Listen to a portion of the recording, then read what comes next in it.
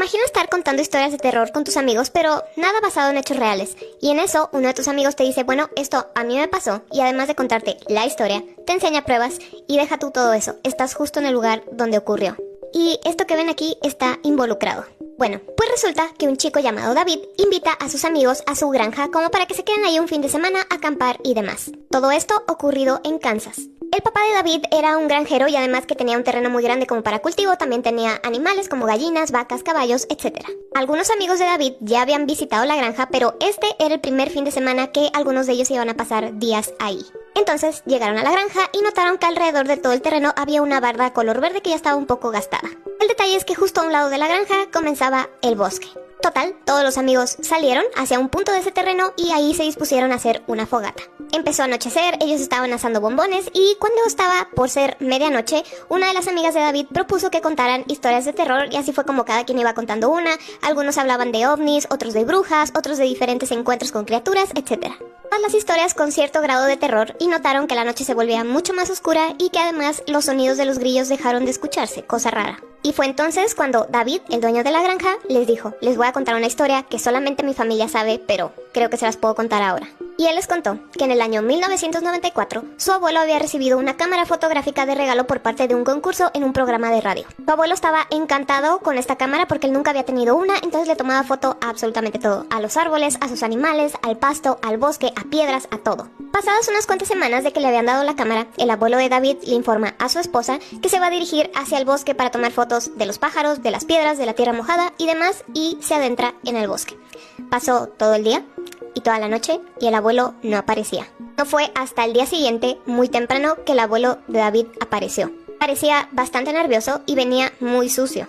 David y su hermana, que eran unos niños, en ese entonces se encontraban justo en la casa de sus abuelos, entonces cuando vieron a su abuelo llegar, le hicieron muchas preguntas como dónde estaba, qué fotografías tomó, que si había visto algo, si algo lo había asustado, y el abuelo no contestaba, simplemente se notaba bastante nervioso. Después de que David y su hermana continuaron haciendo preguntas, lo único que respondió su abuelo fue, es blanco.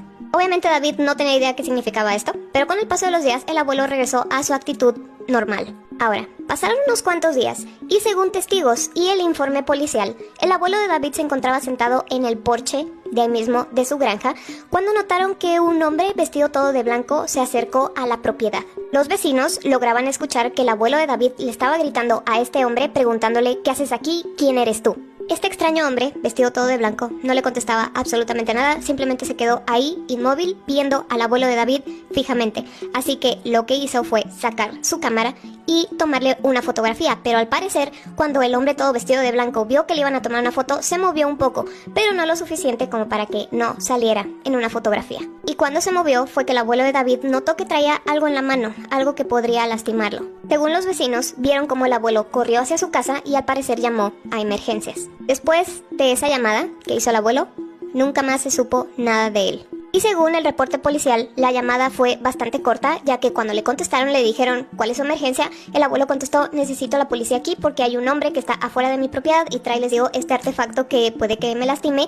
Y la operadora le contestó ok, dígame su dirección, y cuando le dijo esto, la llamada se cortó. En ese momento, David, su hermana y su abuela no se encontraban en la granja junto con el abuelo, así que cuando llegaron, encontraron un montón de policías y vecinos que estaban ahí. Estaban revisando toda el área, haciendo las investigaciones, y David notó que uno de los policías traía en sus manos la cámara de su abuelo. En esa cámara estaba la foto en cuestión, la cual David poseía, y es esta foto. Al parecer, esto fue lo último que vio el abuelo de David antes de que ya no se supiera más de él. David obviamente les enseñó esta fotografía a sus amigos y les dijo, bueno, curiosamente donde estamos ahorita es donde ocurrió todo esto, ya que ellos estaban justo enfrente de esta valla que ustedes ven aquí. Cuando les hizo este comentario, todos los amigos se quedaron callados y un poco nerviosos. Incluso algunos de sus amigos decidieron que, ok, iban a pasar la noche ahí porque ya era demasiado tarde, pero al día siguiente se fueron, no pasaron todo el fin de semana ahí, y los que sí decían que, quién sabe si por la historia o por lo que había pasado, pero ellos se sentían observados cuando estaban afuera de la casa.